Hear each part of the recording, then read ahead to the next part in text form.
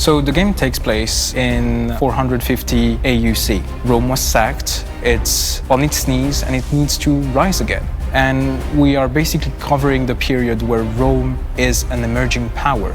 It has to struggle in order to have its place in the sun.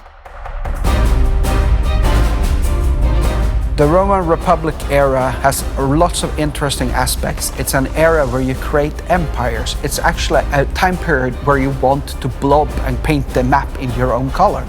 Getting accuracy right is always going to be a challenge because nobody really knows everything. Historians try to puzzle it out. The biggest challenge with historical authenticity in a time period like this is that not all parts of the world had great written records. Even if we can't get every single detail right, we still want to make it feel like an authentic experience, saying in the Roman era.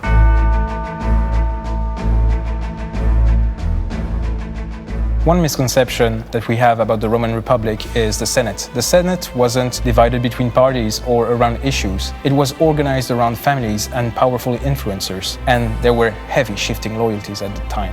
The Romans were quite superstitious people. One of the things that they would do with any major decision, they would throw some grains to a chicken, and if the chicken didn't eat, that was a bad omen and they wouldn't go ahead. To make sure that they got the decision they wanted, they might starve the chicken and then make the decision, and then the chicken would eat vigorously.